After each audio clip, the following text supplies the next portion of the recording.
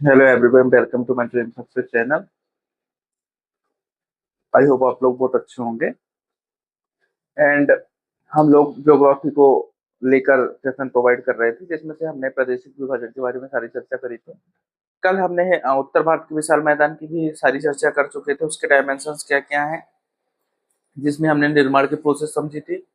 और हमने कुछ वर्गीकरण में संरचनात्मक और जो निक्षेपात्मक के अंतर्गत आता है, ठीक है, रचनात्मक के अंतर्गत क्या आता है, और वर्गीकरण की हम चर्चा करें उसमें हमने चर्चा करा था, जिसमें हमने संरचनात्मक भावर की बात करें, और खादर, ठीक है, बांगर, खादर और डेल्टा, इन सब जो डायमेंशंस थे उनको हमने भावर, तराई और खादर और बांगर और डेल्टा, इस संरचनात्मक के अंतर्गत हमने कुछ चीजें बताई थी। निक्षेपात्मक के अंतर्गत कुछ चीजें बताई थी, ठीक है, और कुछ रचनात्मक के अंतर्गत हमने कुछ चर्चा करी थी। तो ये जो ज्योग्राफी से रिलेटेड हमारे जो सेशन प्रोवाइड किए जा रहे हैं एमपीपीएससी के को ध्यान में रखकर, पेपर वन के पार्ट जो बी आता है ज्योग्राफी में, वो सारी चीजें हमने प्रोवाइड करी थी। और हमारे डेली बेसिस पे सेशन अपलोड होते हैं। एमपीपीएससी के 6 पेपर हैं मेंस से रिलेटेड। तो हम 1 से 10 तक जो एमपीपीएससी के प्रीलिम्स चल रहे हैं, पेपर लगभग फरवरी में होगा। ओके, सो फरवरी में पेपर होने वाला, उससे रिलेटेड हम लोग यूनिट वाइज 10 क्वेश्चन हर यूनिट के हम प्रोवाइड कर रहे हैं। जहाँ की हम लोगों ने इंडियन इकोनॉमी, एमपी इकोनॉमी की कल हमने सेशन कुछ 10 क्वेश्चन प्रोवाइड करे थे। आई होप आप लोगों ने देखा होगा। नहीं देखा तो आप लोग देखें और सीखें। डेली बेसिस पे ये चीजें अपलोड की जा रही हैं। आज हम प्रीलिम्स की दृष्टि से जो पॉलिटी वाले इंपॉर्टेंट आर्टिकल्स होते हैं उस पर चर्चा करेंगे। ओके, सो आज आर्टिकल्स में देख लो क्या क्या आर्टिकल इंपॉर्टेंट है। आज सारे आर्टिकल्स की हम चर्चा करेंगे। सो जो हमारा आर्टिकल 12 से 35 तक आता है, क्या आता है? फंडामेंटल राइट्स, जिसको मौलिक अधिकार बोलते हैं, 12 से 35 तक। और डीपीएसपी 36 से 51 तक रहते हैं। कुछ जो राष्ट्रपति से रिलेटेड आर्टिकल है, राज्यपाल से रिलेटेड आर्टिकल है, और जो आवश्यक आर्टिकल्स हैं वो मैं पूरे सेशन में आज प्रोवाइड कर दूंगा। आप लोग देखते रहना, इसको देख लेना पूरे से अच्छे से, सारे आर्टिकल्स कवर हो जाएंगे। आप प्री से रिलेटेड, मेन से रिलेटेड सारे क्वेश्चन ये यहाँ से बन जाएंगे, ठीक है। तो आर्टिकल 12 से 35 तक क्या है? मौलिक अधिकार है, जिसको फंडामेंटल राइट्स बोलते हैं, ठीक है। और आर्टिकल 14 में क्या है? इक्वलिटी बिफोर लॉ, मतलब समानता का अधिकार है। कैसा है? समानता का अधिकार है, सबको इक्वल दर्जा दिए गए हमारे संविधान में। कोई ऊपर नहीं, कोई नीचे नहीं, सबको समानता का दर्जा आर्टिकल 14 में ये बताया गया है, ठीक है। आर्टिकल 15 में क्या? भेदभाव निषेध है।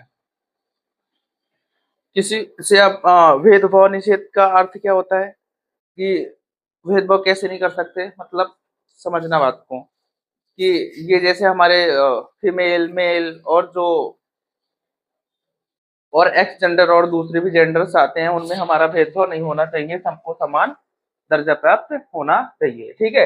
ये भेदभाव के अंतर्गत आते हैं, ठीक है।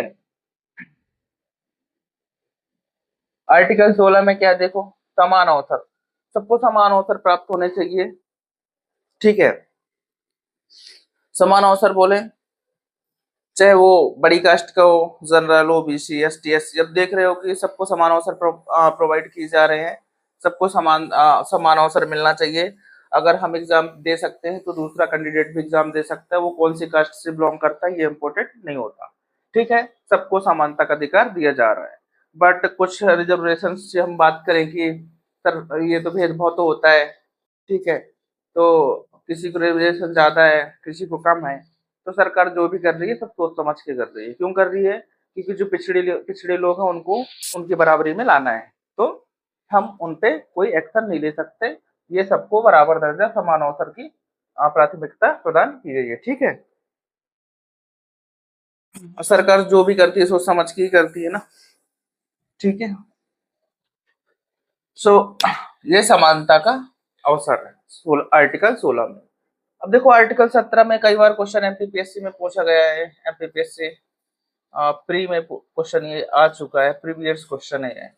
आर्टिकल 17 किससे रिलेटेड है? तो अस्पृश्यता, मतलब छुआछूत की जो हम भावना रखते हैं एक दूसरे से, कि भाई ये बड़ी कास्ट का है, छोटी कास्ट का है, तो हमें से नीच होना चाहिए, ये छुआछूत अस्पृश्यता ये अपने नियम थे संविधान में, ये आर्टिकल 17 में प्रदर्शित किया गया है, जिसमें से बताया गया है कि हम अस्पृश्यता के, हमारा जो संविधान है अस्पृश्यता के खिलाफ है, सबको समान दर्जा दिया गया है, कोई भेदभाव अस्पृश्यता की भावना हमारे मन में नहीं होनी चाहिए। ठीक है, ये जो आर्टिकल 18 बोला गया उपाधियों का अंत किससे रिलेटेड, जो पहले के जमाने में कैसे होते थे कि बड़े बड़े राजा रहते थे, महाराजा रहते थे, वो अपने नाम के आगे बहुत बड़ी बड़ी उपाधियां रखते थे। ठीक है, तो बड़ी बड़ी उपाधियां रखने का मतलब कि अपने नाम के आगे क्या बड़ी उपाधियां रखने से क्या उनका जो दर्जा होता था वो बढ़ जाता था। पहले के जमाने में आपने हिस्ट्री पढ़ा होगा, तो उसमें बहुत बड़े बड़े नाम की उपाधियां अपने राजा महाराजा, ये बहुत बड़ी बड़ी उपाधियां अपने नाम के आगे रखते थे, जो कि आज के संविधान में करंट में ये आर्टिकल 18 के तहत उसका अंत कर दिया गया है। अगर कोई व्यक्ति इंडिया का है और उसको विदेश में कोई उपाधि मिली हुई है, ठीक है, तो वो बिना राष्ट्रपति के क्या, बिना राष्ट्रपति के उसको धारण नहीं कर सकता। उसको राष्ट्रपति की, जो हमारा राष्ट्रपति होगा, उसकी हमें अनुमति लेनी होगी, तब हम वो उपाधि धारण कर पाएंगे।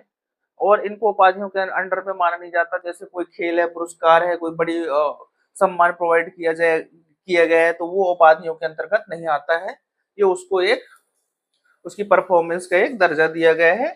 ठीक है, अगर कोई उपाधि रखना भी चाहता है तो उसको राष्ट्रपति की पहले अनुमति लेनी पड़ती है, इसके बाद वो उपाधि को धारण करता है। ठीक है, तो आर्टिकल 18 के तहत अब ये जो पुराने जमाने में राजा महाराजा अपने आगे आगे नाम के लगाते थे, वो अब नहीं रख सकते हैं। ठीक है, सो आर्टिकल 18 के तहत उपाधियों को क्या कर दिया गया, अंत कर दिया गया। आर्टिकल 19 में देखो, फ्रीडम, आजादी है, हम कहीं भी आ जा सकते हैं। हमारे हमको क्या संविधान में आजादी दी गई है, किसमें, फ्रीडम, आर्टिकल 19 में हम कहीं भी आ जा सकते हैं, कहीं भी घूम सकते हैं, कहीं भी जा सकते हैं, कहीं भी आ सकते हैं, कोई रोक टोक नहीं है। ये फ्रीडम के अंतर्गत आता है आर्टिकल 19 में। ठीक है, आर्टिकल 19 हमारे लिए बेहद इंपॉर्टेंट है। हमें घूमने की आजादी है, अगर पेपर में आ जाए हमें घूमने की आजादी या स्वतंत्र यात्रा यात्रा कहीं करनी है, तो हमें आर्टिकल किस में प्रदर्शित किया गया, तो आर्टिकल 19 में। ठीक है, आर्टिकल 21 देखो क्या होता है। आर्टिकल 21 जीवन जीने का जो अधिकार होता है, कि आर्टिकल 21 के अंतर्गत आता है। हम हमें किस तरह से जीना है, हम किस हमें क्या पसंद है क्या पसंद नहीं है, और हमारे जीने का अधिकार, हमारा जो सबको प्राइवेसी दी गई है, हम कैसे जी सकते हैं, ये किसी पे रोक टोक नहीं है, वो अपने अकॉर्डिंग जी सकता है। जीवन जीने का अधिकार सबको आर्टिकल 21 में, ठीक है, जीने का अधिकार प्रोवाइड किया गया है। आर्टिकल 21 देखो, आर्टिकल 21A की बात करें तो शिक्षा का अधिकार है। जो कि आर्टिकल 21 की हम बात करें, शिक्षा का अधिकार क्यों ऐसा बोला गया है, जो कि अभी अपना 11वां मौलिक कर्तव्य भी बना हुआ है कि जो माता पिता होंगे वो अपने बच्चे को, ठीक है, 6 से 14 वर्ष तक जो हमारी गवर्नमेंट है वो भी अब शिक्षा को फ्री कर रही है, कर दी गई है। ठीक है, और माता पिता का ये अधिकार होगा, उसमें बोला गया है कि माता पिता का अधिकार होगा कि वो अपने बच्चे को कम से कम 6 से 14 वर्ष तक अपने बच्चों को पढ़ाए। ठीक है, सो आर्टिकल 21 में जीवन का अधिकार हमने बता दिया। 21 में क्या है, शिक्षा का अधिकार है। हर एक पेरेंट्स की रिस्पॉन्सिबिलिटी बनती है। मौलिक कर्तव्य जो 11 है, अपना 11वां हुआ है, पहले 10 थे अब 11 हो गए हैं, तो उसमें बोला गया है कि माता पिता की रिस्पॉन्सिबिलिटी की अपने बच्चों को शिक्षा प्रोवाइड करे। ठीक है, आर्टिकल 21 में शिक्षा का अधिकार प्रोवाइड किया गया है। आर्टिकल 22 की हम बात करें तो गिरफ्तारी, क्या है, गिरफ्तारी, अगर हमने कुछ असामान्य तरीके से कुछ काम किए हैं जो अमान्य है, जो मौलिक संविधान के दृष्टि से वो वैध नहीं है, अवैध की गिनती में आते हैं, तो गवर्नमेंट या पुलिस हमको गिरफ्तारी में ले सकती है। ये आर्टिकल 22 में बताया गया है। आर्टिकल 23 की बात, मानव तस्करी। देखो, जो पहले रहते थे 17 साल की उम्र में के जो कम बच्चे रहते थे, उनको होटलों में, बड़े बड़े जगहों में काम कराया जाता था, और ठीक है, और मानव तस्करी के मतलब बहुत सारी चीजें आती हैं जो हमारे संविधान में ये अलाउ नहीं है और लोग करते हैं। ठीक है, तो ये किस में आता है, ये आर्टिकल 23 में, ठीक है। जैसे मानव तस्करी में बोल दें कि बच्चों को, महिलाओं को, इनके जो जो इम्पोर्टेंट चीजें रहती हैं और कुछ इम्पोर्टेंट संघ होते हैं, ठीक है, वो उनमें काफी चीजें ऐसी रहती हैं जो मानव तस्करी के अंतर्गत आती हैं। हम एक दूसरे से क्रय विक्रय में, ये गलत है, ये संविधान के खिलाफ है। उस पे आप समझ जाओ कि मैं क्या बोल रहा हूँ, वो अवेलेबल नहीं है, सरकार के नियम के विरुद्ध है, ठीक है। आर्टिकल 14 की बात करें तो बाल श्रम निषेध है। हम कोई सा बच्चा है हमारा 17 साल की उम्र से कम है और हम उसे 18 साल बालिग तो तब होगा ना 18 साल से, तो 17-18 साल की उम्र से कम है, ठीक है। बोले तो एक तरीके से 14 साल की उम्र भी कम है अगर, ठीक है, कोई नाबालिग बच्चा है, तो उसमें क्या होता है कि हम उसको कहीं बड़ी होटलों में, जगहों में काम करवाते हैं और उसको अपने अधिकारों का पता नहीं होता है और हम उसके अधिकारों का क्या कर रहे हैं, शोषण कर रहे हैं। सो उसमें बोला गया है कि बाल श्रम निषेध है। किसी भी बालक से आप होटल में, ये बड़े बड़े, आप जब कहीं घूमने गए होंगे तो आपने देखा होगा कि होटलों में छोटे छोटे बच्चे होते हैं, उनको अपने अधिकारों का पता नहीं होता है और उनसे काम कराया जाता है। क्या कराया जाता है? काम कराया जाता है, ठीक है। तो काम कराने का मतलब हम बाल श्रम करवा रहे हैं ना, उनको तो पता नहीं है कि हमारे अधिकार क्या है, पर हम उनसे क्या करवा रहे हैं, एक तरीके से मजदूरी करवा रहे हैं, कोई गलत काम करवा रहे हैं। वो उनको नॉलेजेबल में उनको नहीं पता कि क्या गलत है क्या सही है। तो संविधान में साफ बोला गया है आर्टिकल 24 में कि बाल श्रम क्या है, निषेध है, ठीक है। बाल श्रम क्या है, निषेध है। हम किसी भी बालक से काम नहीं करवा सकते हैं जब तक कि वो बालिग में नहीं आता। बड़ी बड़ी कंपनियों में भी देखा होगा, आप गए होंगे कभी, तो 18 साल की उम्र वहां देखी जाती है। अगर कोई बंदा 18, कोई बच्चा है 18 साल से कम है तो उसको जॉब में नहीं लिया जाता है, ठीक है। उसका रीजन यही है कि आर्टिकल में, हमारे संविधान में सीधा बोला गया है आर्टिकल 24 में कि जो 18 साल से कम है वो बालक में आता है, और ठीक है, और वो बालिग नहीं है, नाबालिग की गिनती में आता है, तो हम उसको काम अपने हमारा अपनी कंपनी में, किसी होटल में या किसी भी जगह में काम कराना गलत है, कानूनन अपराध है, ठीक है। आर्टिकल 25 में क्या है, धर्म, पूजा पाठ। आर्टिकल 25 में बोला गया कि हम किस जाति, धर्म, हम किसको धर्म को मानते हैं, बौद्ध को माने, जैन को माने, मुस्लिम धर्म को माने, हिंदू धर्म को माने, हमको सबको आजादी है। देखो, हम कोई सा भी धर्म अपना सकते हैं, वो हमारे ऊपर है। जैसे अशोक ने बौद्ध धर्म को अपनाया था, ठीक है। सो ऐसे बहुत सारे इतिहास में लोग मिलेंगे। सो अपने अपने धर्म को आप चेंज कर सकते हैं, आपको ये आजादी दी गई है, आप किसी भी को माने, कोई प्रॉब्लम नहीं है। पूजा पाठ की पूर्णता स्वतंत्रता दी गई है आर्टिकल 25 में, ठीक है। आर्टिकल 32 में कैसा, जो डॉक्टर भीमराव अम्बेडकर थे, संवैधानिक उपचारों का अधिकार। हम मतलब देखो, उपचारों का अधिकार मतलब जब हमारा कोई चुनाव होते हैं, बड़े बड़े कुछ होते हैं, तो हमें अपने ऐड करने का, हम अपनी संस्था को बढ़ाने का, प्रचार करने का ये अधिकार दिया गया है। इसमें कोई रोक टोक नहीं है, ठीक है। इसमें कोई रोक टोक नहीं होती है। आप अपने कोई सी भी संस्था बनाए हैं और आप उस पे मतलब आप प्रचार कर रहे हैं, उसको बढ़ाना चाह रहे हैं, तो ये गवर्नमेंट इसमें हस्तक्षेप नहीं करेगी। आप अपनी स्वतंत्रता दी गई है इन सब सारी चीजों में, तो आप संविधान के दायरे में रहते हुए ये सारी चीजें करेंगे तो कोई प्रॉब्लम नहीं है। लेकिन संविधान के अंतर्गत हस्तक्षेप करेंगे, उनने बोला कि ये नहीं करना, घूसखोरी नहीं करना, वो नहीं करना, सारी चीजें जो बताई गई हैं, जो टर्म्स ऑफ कंडीशंस होती हैं गवर्नमेंट की, आप उनको लेकर चलेंगे तो कोई प्रॉब्लम नहीं है। बट आप इनलीगल तरीके से कोई काम कर रहे हैं तो वो उसमें एक्शन लिया जा सकता है, ठीक है। अब देखो डीपीएसपी क्या होता है, मौलिक अधिकार के अंतर्गत इतने सारे इंपॉर्टेंट आर्टिकल्स थे जो पेपर में पूछ दिए जाते हैं, इसलिए मैंने मौलिक अधिकार के एक साइड में रखे हैं। ये फंडामेंटल राइट्स के हेडिंग है, ये सारे आर्टिकल इंपॉर्टेंट है जो मौलिक अधिकार से क्वेश्चन में पूछा जा सकता है, ठीक है। अब डीपीएसपी जो हमारे नीति निर्देशक तत्व होते हैं, ये किसके लिए होते हैं, राज्य के लिए होते हैं, ठीक है। देखो, राज्य में और फंडामेंटल राइट्स में अलग अलग है, ठीक है। डीपीएसपी स्पेशली किसी स्टेट्स के लिए बनाए जाते हैं, वो उसमें नीतियां लागू करते हैं, और ठीक है, वो उस बेसिस पे अलग इनका काम होता है। और ये फंडामेंटल्स के जो आर्टिकल्स थे इंपॉर्टेंट, मैंने बता दिए। अब डीपीएसपी में देखो आर्टिकल 29 में क्या होता है, सबको रोजगार, समान वेतन, सबको रोजगार दिए जाए। हर एक स्टेट से चाहता है कि मेरे जो नागरिक हैं वो सबको समान सबको रोजगार मिले और समान वेतन मिले, ठीक है। ये किसकी रिस्पॉन्सिबिलिटी अगर नहीं मिल रही है, कुछ प्रॉब्लम्स हो रही है तो ये किसकी किसकी रिस्पॉन्सिबिलिटी है? डीपीएसपी जो स्टेट्स है वो अपने हिसाब से नियम कानून बनाता है, ठीक है।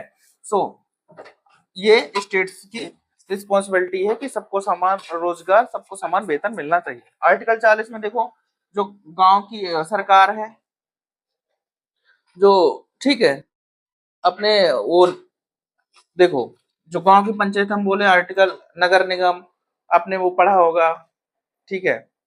सो आर्टिकल 40 में क्या है? गांव की सरकार है।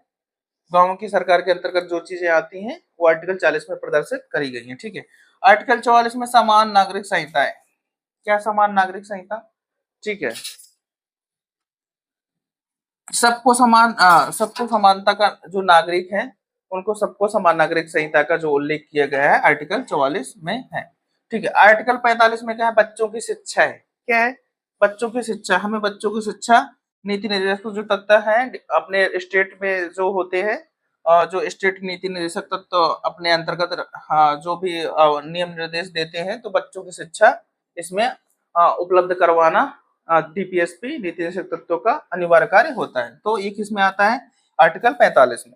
आर्टिकल 47 की बात करें तो स्वास्थ्य है। हमारा जो स्टेट है, तो वो हमें जो नीति निर्देशक तत्व बनाएगा उसमें से स्वास्थ्य भी बेहद इंपॉर्टेंट है। ये किसकी रिस्पॉन्सिबिलिटी? हर एक राज्य की होती है। अपने नीति अपने जो अपने निर्देश नियम कानून बनाते हैं वो किसके अंतर्गत आते हैं? राज्य के डीपीएसपी में। तो उसमें उसे ये बोला गया है कि आर्टिकल 47 में क्या स्वास्थ्य है, ठीक है। 48 ए की बात करें तो ये पर्यावरण होता है। आर्टिकल ए में देखो 48 ए इंपॉर्टेंट है। ईवीएस, हमें अपने पर्यावरण को क्या रखना चाहिए? स्वच्छ और साफ रखना चाहिए। हमारी रिस्पॉन्सिबिलिटी है। हमें पॉल्यूशन नहीं करना चाहिए। हमें अपने पर्यावरण की देखभाल करनी चाहिए, क्योंकि हम जो भी एक दूसरे के ऊपर क्या है? निर्भर है। अगर आप सोचो कि हम ऑक्सीजन लेते हैं, कार्बन डाइऑक्साइड छोड़ते हैं, जो पेड़ पौधे, जो हमारा पर्यावरण है, जो पेड़ पौधे हमारे लिए बेहद इंपॉर्टेंट है, अगर वो नहीं हो तो हम भी नहीं हो सकते। तो देखो, हम ऑक्सीजन छोड़ते हैं और कार्बन डाइऑक्साइड, ऑक्सीजन लेते हैं, कार्बन डाइऑक्साइड छोड़ते हैं, ओके। सो जो पेड़ होते हैं वो कार्बन डाइऑक्साइड को ग्रहण करते हैं, ऑक्सीजन छोड़ते हैं। तो हम एक दूसरे के ऊपर क्या है? डिपेंडेंट है। सो अगर हम एक दोनों में से अगर कोई एक भी नहीं है, तो सिंपल सी बात है कि हम एक दूसरे के बिना जीवित नहीं रह सकते। तो इसको ध्यान में रखते हुए गवर्नमेंट ने 48 ए पर्यावरण जो चीजें होती हैं इंपॉर्टेंट, उसमें सारी चीजें 48 में दर्शाई गई हैं, ठीक है। उससे पर्यावरण से रिलेटेड बताए गए हैं। इनके अमल में नागरिकों के कर्तव्य हैं, ठीक है। 51 ए में क्या बताया गया है कि जो मौलिक कर्तव्य के अंतर्गत आते हैं, ठीक है। सो 11वां कर्तव्य का उल्लेख किया गया है। मैंने जो बता ही दिया है कि हर माता पिता अनिवार्य रूप से अपने बच्चों को क्या करे? शिक्षा प्रोवाइड करे। सो 11 51 ए में दर्शाया गया है, ओके।